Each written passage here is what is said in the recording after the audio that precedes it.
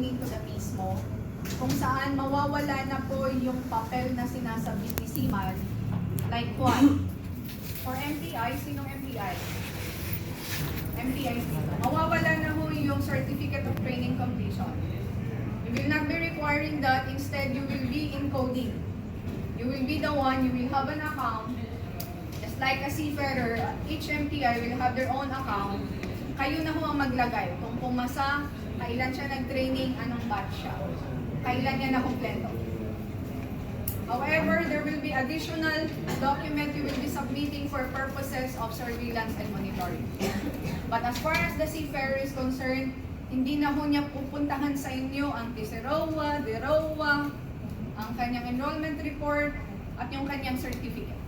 So, makakatipid kayo sa papel, sa ink, sa printer, at sa amin din mapapabilis ang evaluation. Ang tanging titignan natin based sa account ni Siman ay nakalagay doon anong training ang natapos niya.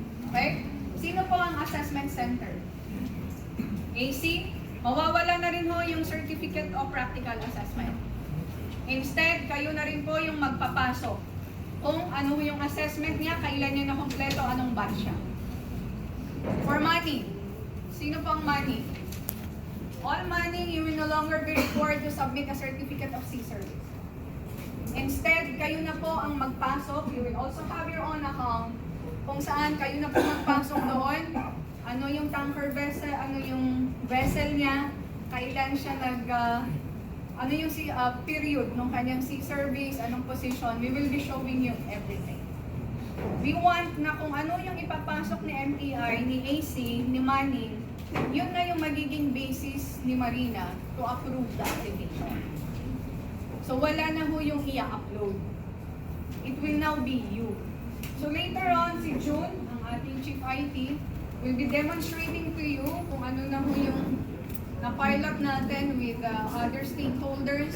How does it look like? And we will be needing your comments and feedbacks. How are we going to improve? And then, we also have here a volunteer seafarer showing to you how does it look like. Yung account ng isang seafarer. So, can you see it at the back? You can come nearer. We will make this very, very short kasi I know busy po kayong lahat. We just want you to know that this is how it will be done. We want you to know the process. And we want you to know that we want to make it very, very easy for everyone. However, of course, we need your cooperation, we need your help. Kailangan ho natin pagtulungan na mapabilisan patungo ho doon sa vision natin na yung certificate eventually ay ipapadala na lamang sa seaman or sa money. But for the meantime, let us help each other build the database. Kasi doon po tayo, tama po? For money agencies, we do understand you already have a database, tama po? Ang wish natin ay sana po mag-link. No? Kung kaya kong i-migrate, lahat na ng database ninyo, papunta na sa amin, hindi na po kayo mag-e-encode. Pwede ba yun? Data Privacy Act? Natin that we will be discussing. Parang imposible naman yan. Ito po yung, I would just like to, medyo mag-e-end po, no? Pero if you will look at this is a seafarer's account. And then doon sa taas, you would see the profile. This will now become the permanent profile of every seafarer. No more blue forms. All they need to do is just to update this. Kung yung rank niya napalitan, pero birthday will never be changed, right? The spouse should not be changed. The birthday, the rank, the address, especially the cell phone number. Kasi ang cellphone at email, yan po yung permanent mode of communication natin sa isa't isa. Okay, yan. May mga dumarating na upuan. Salamat po. Pwede ko kayong lumapit instead of feeling yung likuran natin. You can come here po.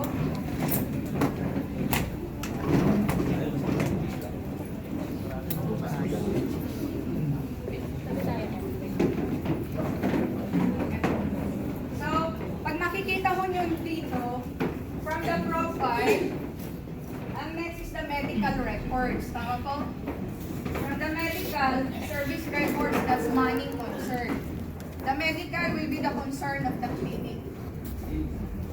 The documents, whatever documents will be left will just be the seaman's book, no? Yung tatak na lang sa kanyang seaman's book. And then ID. All others kasi, like certificates, this will now be the MTI's concern. You will no longer upload a certificate of training completion. We will show you ano ngayon ang ipoprovide yung data sa amin. And then that's the training, assessment, and then application, kung ano yung in-applyan niya, makikita na yung kanyang history. This is already the permanent profile of every seafarer. So we would like to remind po, help us disseminate to the seafarers how important their SRN number is. Kasi yan na yung parang permanent code po nila eh. In every transaction, and that's what you need. The SRN number of every seafarer, because when you input the details, the data, itatype nyo po ay SRN. Pagka-type nyo ng SRN, lalabas po yung pangalan ng seaman. So please help us disseminate to every seafarer to please avoid duplications of accounts. Bakit po? Pag mali po yung ilagay nila na birth date just to create another account, why do they duplicate account? They forget their password. Nakalimutan niya yung password, email niya, create parang Facebook. Forget the other account. Oops. In the system, babasahin niya pareho. Now, if you will use a fake account, fake in a way, you change the date of your birthday, yun na mag-a-appear sa certificate. And when you transact and apply, at mali yung input doon, mag-a-apply ka ulit ng panibago. And that will be another charge on your part.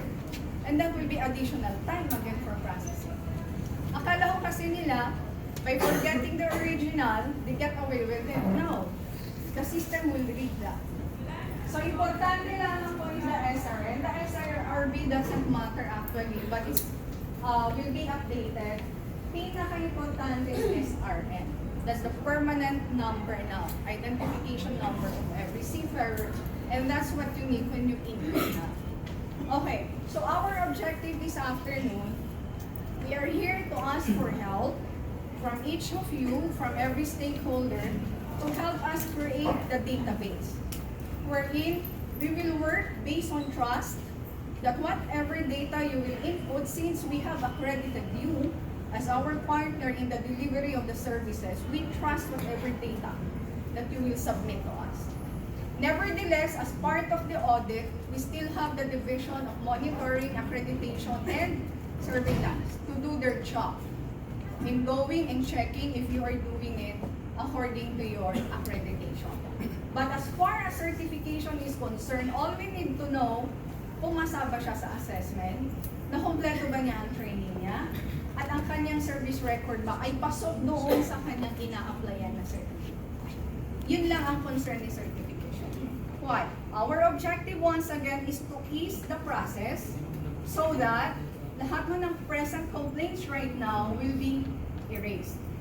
So that even if you are on board or now the money will be the one now to receive or request now for a certificate. Kasi, why? At for the meantime, nangyayari kasi, we have to verify kasi hindi namin alam kung galing sa recto yung papel. Tama po? Kasi it's coming from the applicant. So as part of the audit, kasi we are always asked during audit, how do you ensure? Diba? Laging tinatanong ko kasi yan. So in this case now, how do we ensure that the data received from you is authentic? It's your account. I don't think any MTI, AC, or Manning would give us false data. Tama po? Otherwise, we are risking our business. So that's one. And secondly, since we are accrediting you, Marina is accrediting you, we will work within that accreditation. So since the government cannot provide the service you are providing, yun nga po, we have to work based on trust. So again, we start with the manning. It's very easy. June will be showing you how it is done. And then we will proceed with the assessment center accounts. And then we proceed with the MPIs. After which, kindly take note of all your comments. Mamaya na ko tayo mag-open forum after the demo. Para, apart from comments, you would like to solicit also your suggestions. How are we going to improve this? That's why I was asking if there are seafarers in the audience, kasi kayo yung end user. We want also to know from your side, what are your suggestions on how to improve this one? Okay po? So maliwanag po yung objective natin ngayon. Okay? So our objective is to leave this room with a vision that when we go back to our office, we start now the data transmission to Marina. Because as of the moment, since transition tayo, we will not be imposing na dapat bukas nandyan na lahat. Of course, it will take a while. But after we have adapted to the system, and after a transition time of sufficient time, only then are we going now to impose legal sanctions for those who will not be using their accounts. Why? It will cause delay to the seafarer applicant. Pag hindi mag-input si Manning, hindi mag-input si MPI, hindi makaka-apply si Sima. So, for now, June, are you ready? Okay? So,